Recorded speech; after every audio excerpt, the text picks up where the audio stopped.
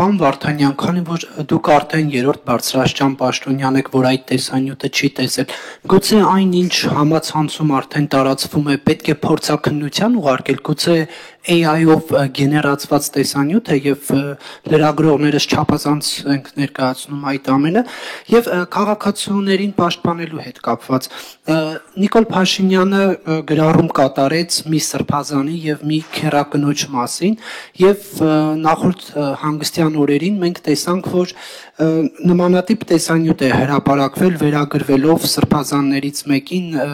դուք չեք կարծում, որ այսպիսով հենց Նիկոլ Փաշինյանը թիրախավորեց այն քաղաքացուն, որը ոչ հոգևոր իշխանությունից է, խոսքս կնոջ մասին է, ոչ քաղաքական իշխանությունից է, բայց այս բախման հոգևոր եւ քաղաքական իշխանությունների այս տարաձայնության շրջանակներում նրա իրավունքները խախտվեցին դուք ինչպես եք կարծում այսպես ասած անմեղ քաղաքացիներ որոնք ոչ հոգևոր իշխանությունից են ոչ քաղաքականից են ով պետք է նրանց պաշտպանի որ նման իրավիճակներում չհայտնվեն իսկ ով ասեց որ հոգևոր իշխանության դասին պատկանող քաղաքացիները չպետք է պաշտպանեն պարոն Կիրակոսյան նրանք էլ պետք է պաշտպանեն նյութի հետ կապված եւ նյութի հրապարակման հետ կապված ես պետք է ասեմ որ դա բավականին վրդովեցնող նյութ էր եւ տարածումը եւ այդ աստիճան տարածումը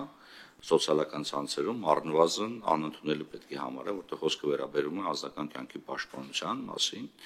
եւ անձնական կյանքի վերաբերյալ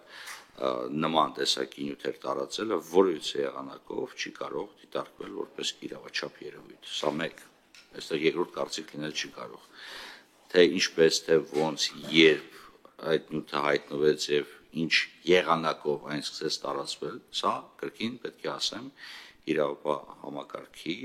գործունեության մաս պետք է կազմի ցավոք տարածվում է ցավոք գնահատականներ են դրվում ցավոք այո անձինք ովքեր որոնց ես տարբերակում չեմ դնում հոգևոր դասի ներկայացի եւ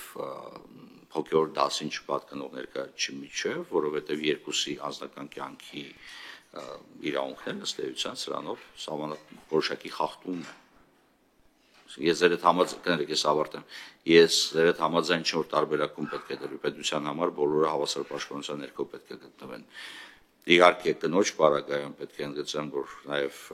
հաշվի առնելով հասարակության մեջ կանանց թիրախավորման երևույթները շատ ավելի վտանգավոր կարադիտարկվի այս երևույթը եւ իմ համար զարմանալի է որ նաև կանայք էին տարածում այս նյութը շատ զարմանալի էր ինչևէ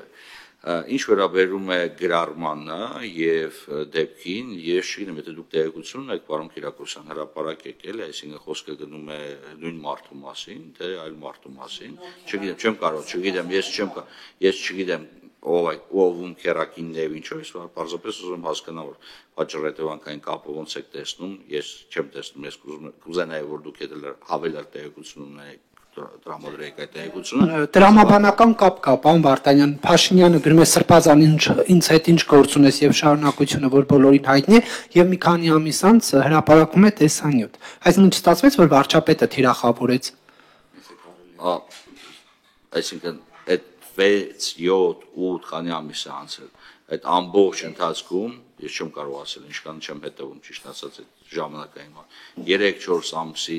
միջև որից այլ իրադարձություն տեղի չունեցել մեր երկրում եւ այդ փոխադարձ կապ եք տեսնում այդ երկու երևույթների միջև եթե տեսնում եք կամ լրացուցիչ բան եք ասելու ասեք պարոն Կիրակոսյան մի թաքցրեք հանրությունից որտեղ լրատվամիջոցները պետք է հրապարակեն ոչ միայն տեղեկություն որոնք վերաբերում են պետական պաշտոնյաներին այլ նաեւ ցանկացած այլ տեղեկություն որոնք վերջիններս հնարավորություն ունեցել ձեռք բերել ինչպես հասկանում պարոն Կիրակոսյան ձեր համար ոչ սահմաններ գոյություն ունեն ոչ բան դուք հասանելիություն ունեք բոլոր պետական պաշտոնյաների հոգևոր դասի բոլոր ներկայացուցիչներին ինչու ոչ եթե գտնում եք տարածեք ինչքան շատ այդքան լավ ի վերջո ժողովրդավարությունը պահանջում է հետեւյալը որ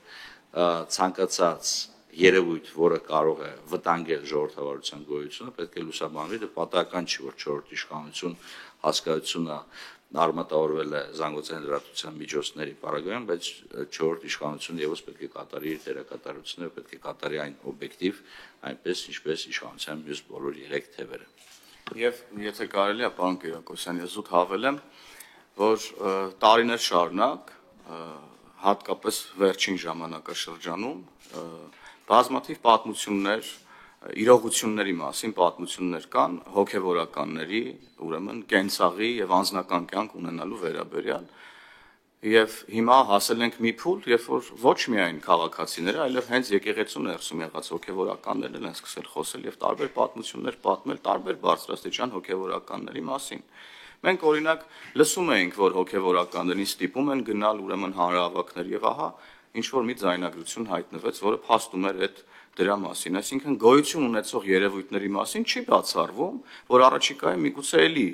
փաստական այլ հանգամանքներ հայտնվեն տարբեր մարդկանց մոտ եղած համացանցում եւ դառնան հանրության քննարկման առարկա։ Եվ լավ կլինի, որ հանկարծ ու հանկարծ ուրեմն ձեր կողմից իշտակված տեսանյութի պես տեսանյութեր հանկարծ ու հանկարծ էլ չտարածվեն, ես խորը վիշտ կունենամ, եթե նման տեսանյութեր էլի տարածվեն հոգևորականների մասին։ Էլ մի կողմ եմ դնում հիմա նախորդիվ մեր քննարկումը անձնական կյանքի, դա արդեն ֆիքսեցինք, որ անընդունելի է, բայց մենք չենք մոռանում, թե ինչ պատմություններ կան, ինչի շուրջ է այսօրվա ուրեմն քննարկումներ եւ ինչի շուրջ է կոնֆլիկտը, ուրեմն հայ առաքելական եկեղեցու բարձրաստիճան հոգևորականների միջեւ, եւ քանի որ կան այս պատմությունները եւ այդ պատմությունները արի ու տես որ իրական են, մենք չենք բացառում, որ կարող են էլի տարբեր տեղեկատվություններ հայտնվեն, չգիտենք որ աղբյուրներից եւ չգիտենք ում կողմից ինչ նպատակով հավաքագրված։